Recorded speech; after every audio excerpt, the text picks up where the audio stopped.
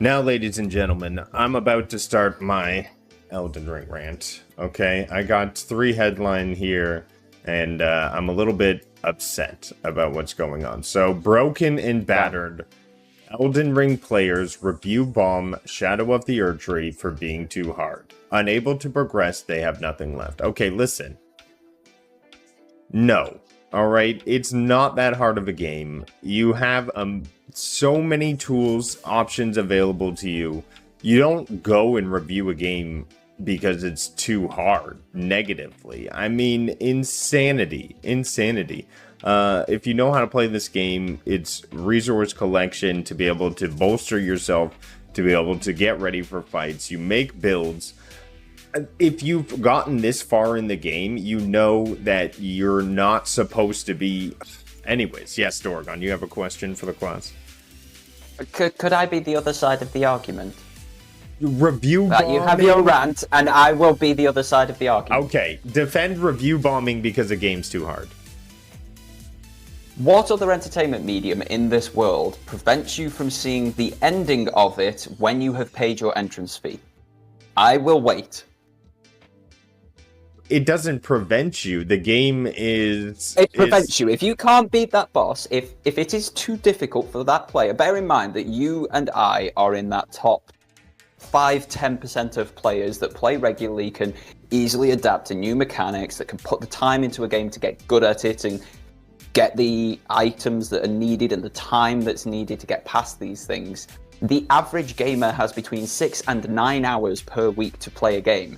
If that entire game time is taken up by just getting killed by a singular boss, that is not a good investment of that player's money. And I can understand them, therefore, giving it a bad review. You don't go to the cinema and halfway through it goes, right, so what are the themes of this movie and the characterizations being brought out as the message to the crowd? And if you can't answer that, it doesn't then go, nope, you're not seeing the rest of the movie. You will just see the end of the movie. If you're reading a novel and it doesn't stop halfway through and ask you to recount what has happened so far before going, and then no more for you.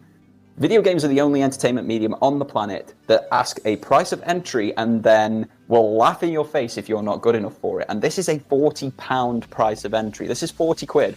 This is 2/3 of a full game price for DLC that people are just banging their heads against a wall for. Whilst I personally do not think it is a problem, you know what you're getting into with a Soulsborne title, I do see that side of the argument. I have paid for access with my credit card. Please give it to me.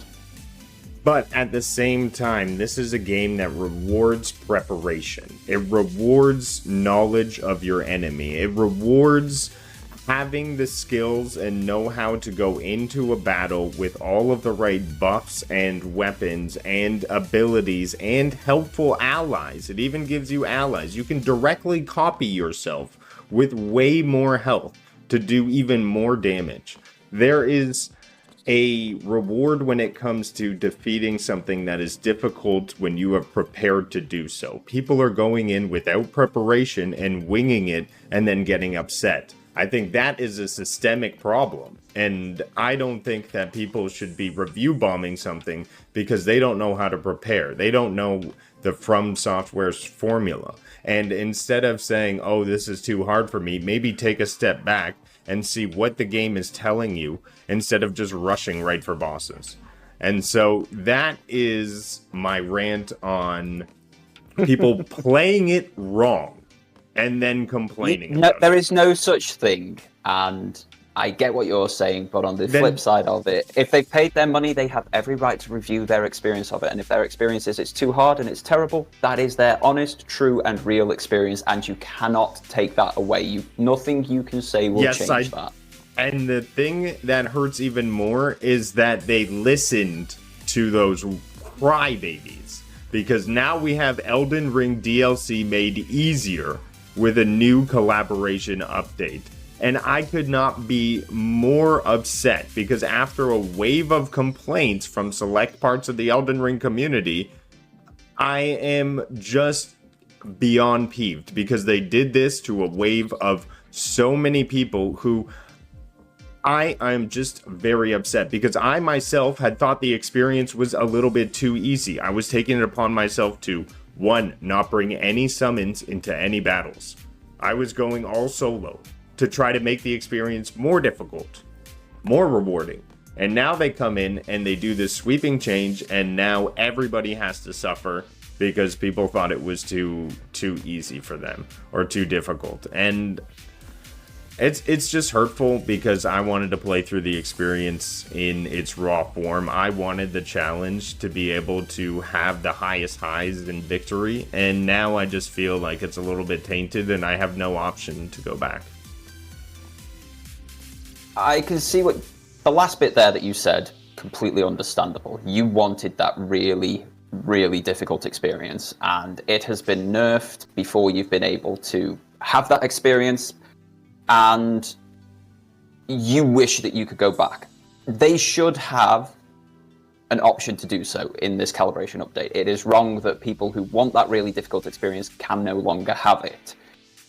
But you moaning at people wanting access to something that they've paid for, how does that affect you? How does that change your experience of the game other than it got a little bit easier? It's still a very difficult game. There's no way that someone who is, I think you would probably agree, a gamer on a similar level to yourself, I could not jump into Elden Ring and beat that DLC even as it is. It's partially I've never played Elden Ring, and it's partially I would not be good enough. No, you beat Demon Souls. I think you could do it. I beat the original Demon Souls, not the remake. I beat it with the silly controls, yeah. But it doesn't affect me. Like if I'm playing a game, for example, what's one that's been nerfed recently? Lies of P, for example. You were really annoyed that it got nerfed, even after you've beaten it at that harder level, which makes zero sense to me because it didn't change your experience in Lies of P. That changed nothing for you. You still had that really tough experience. You still beat it at the hardest of the hard. And then other people then got an experience that was still the hardest of the hard for them, and they had that same feeling of high as you did. I can understand your current situation because it has stolen an experience from you that you wanted to have, and I do agree that there should be the option to revert back to what it was pre-patch. But it's not the player's fault that the developers did not put that in the game. That is the developers' fault for not realizing they've got two disparate aspects of their community and appeasing both of them. Oh, I just feel a little bit hurt here. This was not the experience I wanted to see. I didn't want, for instance, the fundamentals of the DLC to be wavered by people complaining it was too difficult. I understand they have the right to voice their complaints if they paid money, but they must have beat Radagon. They must have beat Moog. Like, what are you telling me that you can't get past this stuff? And it's just frustrating because sometimes I feel like people complain because it's something to do on the internet, and then when people change things for other people, it's a little frustrating because I didn't review and say it was the best thing ever because I was too busy enjoying it. But maybe if more of us did that, then it wouldn't have been going down this road. So it's just the loudest voice gets to do this. And unfortunately, this is the state of video games because back a time ago, games were made and updates weren't being able to be pushed through. So that game was that game. And having that experience that somebody else had, you could relate to, and you both went through at the same time with the same difficulty, and now everyone's going through a dumbed down Crucible, so it's not the same experience. And I just feel like it's a little bit taken away, and really, why do we need to make things easier for people? Why can't we tell them that you need to maybe do more preparation? You need to work harder. No, we'll make it easier for you. We need to raise the bar, Doragon, not lower it. How, when people are so time poor? When you've got 9 hours a week to game, a week, you put that in yesterday, for example. You were able to play most people's weekly amount of gaming in a single day. how are they meant to put that time in and get better when there's so many things on the market that they want to do, when there's so many other things that are calling for their attention? You've got to realize the average gamer at this moment in time is over the age of 30. They have full life responsibilities.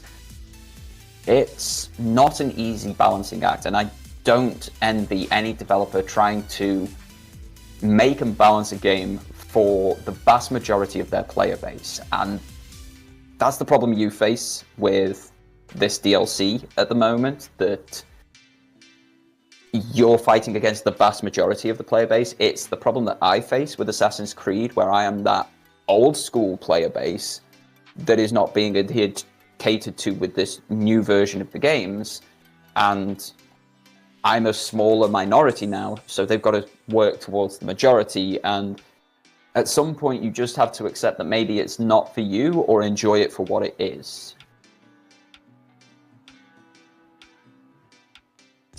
Well, I appreciate you arguing the other side of my rant there, but I still want the same Crucible for everybody, and I dislike that we listened to people and changed it. I believe that's called a democracy, and what you're advocating for is a dictatorship. I'm not sure I'm on board with that. I want dictatorship. Listen, rule number 1, I am always right. Rule number 2, if I am wrong, refer back to rule number 1. And then there was peace. I have issues with that. All right. Good job there's an ocean between us. Elden Ring Shadow of the Erdtree, 5 spoiler-free tips. So if you are having a little bit of troubles, I'm going to give you my tips.